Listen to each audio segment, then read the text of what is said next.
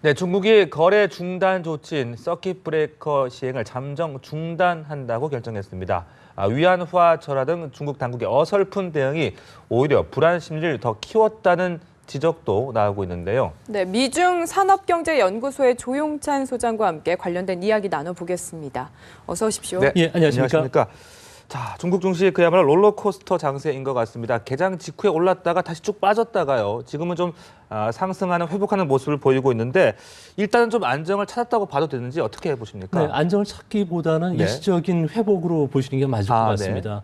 현재 중국에서 매도를 직접 했던 세력들을 보면 보험사, 그리고 은행, 그리고 투신 펀드들이었는데요. 이들 자금들 같은 경우는 법인들의 자금 사정이 상당히 어려워지면서 펀드 환매들 요구가 끊이진 않았습니다. 이 때문에 새해 초부터 많은 자금들이 시장에 물량으로 나오면서 주가 하락의 근본적인 원인이 됐는데요. 이 부분과 관련해서 순매수 원칙을 지키라는 이야기가 나온과 동시에 매도 물량이 좀 줄어들었던 게 현재 주가 반등의 주요 원인이 됐던 것으로 보여집니다. 네, 그러니까 잠깐 쉬어가는 타임이다 이렇게 말씀을 하신 것 같고요.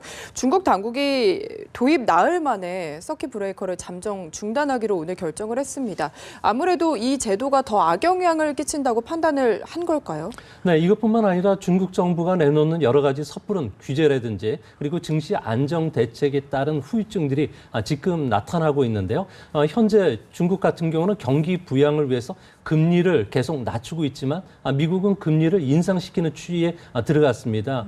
이 때문에 중국에 투자하고 있는 외국 은행들 같은 경우는 1조 3천억 달러 정도 되는 여신을 중국 기업에 제공하고 있는데요. 이 때문에 이 부분들을 빠르게 회수하면서 중국 금융시장에 꽁꽁 얼어붙고 있는 상황입니다.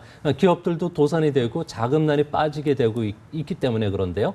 이 때문에 작년에 중국 증시가 9%밖에 증가를 못했지만 실제 2배 이상 올랐던 907개 종목을 갖고 있는 개인들까지도 주식을 매도하면서 현재 그 주가 하락의 근본적인 원인이 됐던 것으로 보여집니다. 네, 근데 그 서킷 브레이커가 도입된 지 불과 며칠 만에 중단을 한 거잖아요. 이것을 놓고 너무 성급한 판단 아니냐, 또 증시 하락과는 무관하다는 얘기들도 있던데 어떻게 분석하십니까? 네, 서킷 브레이크 같은 경우에도 중국 정부 같은 경우에는 개인 주도의 그 증시이다 보니까 변동성이 무척 큰 시장입니다. 이 때문에 개인들에게 그 안정적인 투자 측면에서 증시를 개방시키기 위해서 서킷 브레이크 제도를 도입했는데요. 하지만 지금같이 경기 하락 국면 그리고 모든 기관들의 수급 불균형이 심화되어 있는 상태에서는 서킷 브레이크가 오히려 투자가들의 패닉을 초래시켰기 때문에 중국 정부가 일시적인 유보에 들어간 것으로 보여집니다. 그렇다면 좀 판단을 잘못했다라고 볼 수 있는 겁니까? 네, 지금 현재 중국에서 나타나는 부분들 중에는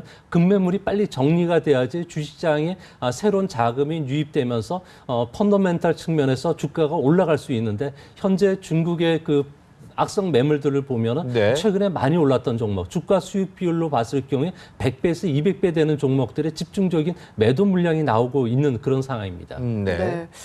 오늘은 지금까지는 오르고 있긴 한데 이번 주 전체적으로 봤을 때는 중국 증시가 그야말로 폭락을 했습니다.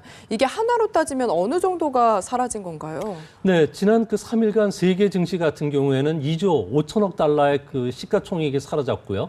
중국 같은 경우에는 우리나라 원화로 1,300억 원이 넘는 자금들이 그 사라졌다 그럽니다. 중국의 A 증시에 투자하고 있는 개인들 같은 경우에는 5,026만 명 정도가 되는데요. 1인당 2,880만 원 정도가 손해를 입었기 때문에 중국의 소비 시장도 조금 위축되지 않을까 우려가 됩니다. 네.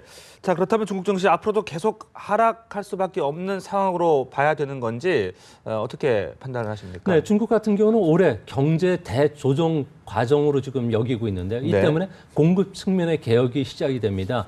이렇게 되면은 3, 4년 뒤를 바라봤을 경우에 과잉 설비들이 퇴출이 되고 그리고 경쟁력이 없는 기업들이 M&A가 되면서 경제 체질이 상당히 좋아지게 되는데요. 단기적으로 1, 2년을 봤을 경우에 기업들 기업들은 불확실성 확대에 노출되기 때문에 투자를 줄일 거고요. 개인들 같은 경우에도 위험 자산에 대한 투자를 줄이기 때문에 당분간 지금과 같은 그 불안한 급등락 장세가 앞으로도 좀 더 지속이 될 가능성이 높습니다. 네, 장기적으로도 중국 증시가 좀 전망이 어둡다 이렇게 평가를 하시는 것 같은데 앞서서 중국 당국의 판단 미스도 좀 있었다 이렇게 말씀을 하셨거든요. 앞으로 어떤 대책들을 내놓을 거라고 예상하고 계신가요?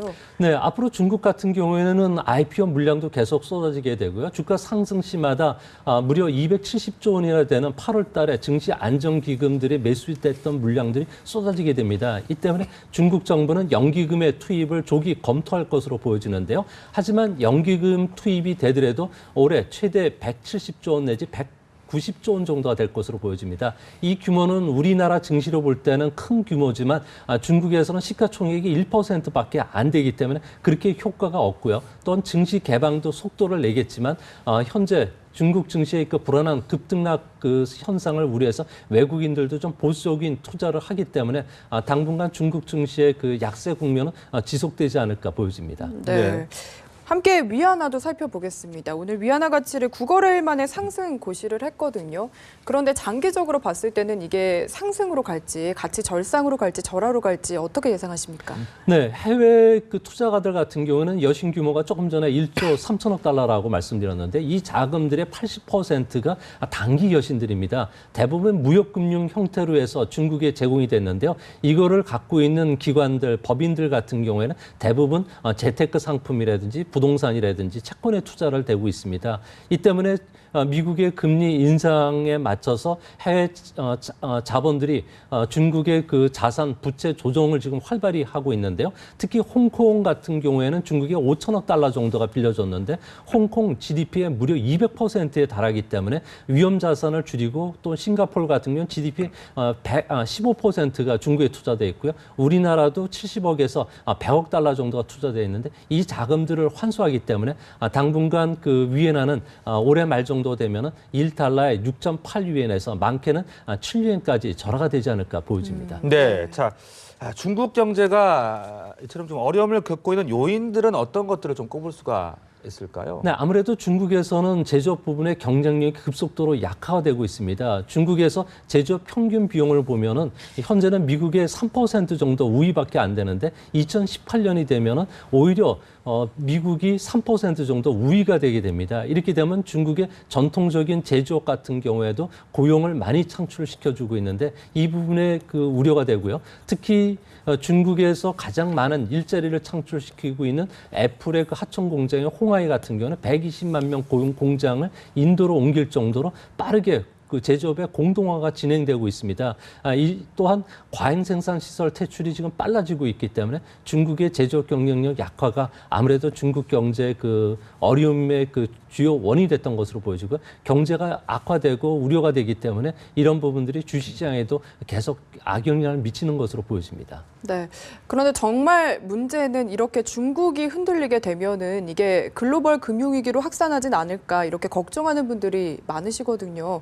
이에 대해서는 어떻게 보십니까? 네, 중국 정부는 그 급속단 그 위엔화 그 절하 그리고 한머니들 유출을 막기 위해서 중국 정부가 외환 시장에 상당히 적극적으로 개입하기도 하고요. 관리 감독을 하고는 있지만 워낙 많은 자금들이 현재 빠져나가고 있기 때문에 위엔화 그 하락을 막기에는 상당히 어렵지 않나 보여집니다.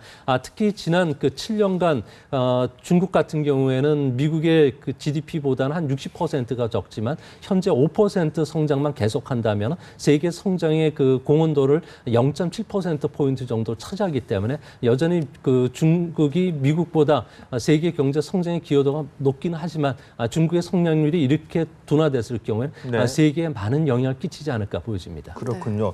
자, 이 중국 증시가 또 우리 코스피 지수에 영향을 또 많이 끼치지 않습니까? 코스피 지수가 1900선까지 무너졌다가 지금은 조금 또 회복되는 모습을 보이고 있는데 우리 코스피 지수의 동향은 어떻게 파악해 볼 수 있겠습니까? 네, 아무래도 중국 경제나 증시에 우리가 상당히 민감한데요. 네. IMF 자료를 보면은 중국의 성장률이 1% 하락하면 우리나라 GDP는 0.31% 떨어지게 되고요. 이는 세계 평균이 2.4%보다 상당히 좀 높은 편입니다. 이 때문에 중국 같은 경우에 그 그 주식시장 하락 그리고 부동산 위축으로 해서 요코까지 줄어든다면 요코들이 1년에 우리나라의 비비크림만 1,200만 개를 사고요. 우리나라 화장품 시장이 9천억 원 정도로 사들어가는데 이런 그 소비도 줄어들 수밖에 없기 때문에 네. 우리나라 소비뿐만 아니라 경제에도 큰 영향을 끼칠 것으로 보여집니다. 네, 전반적으로 부정적인 전망을 해주셨는데 그렇다면 우리 정부 당국이 어떤 대응책들을 내놔야 한다고 하시는지 끝으로 한 말씀 부탁드립니다. 네.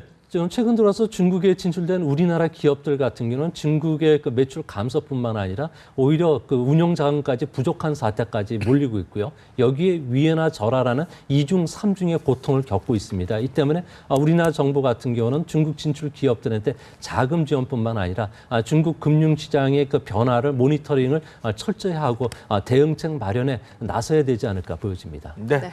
지금까지 중국 증시 하락과 우리 경제에 미치는 영향까지 자세하게 짚어봤습니다. 말씀 고맙습니다. 잘 예, 들었습니다. 감사합니다.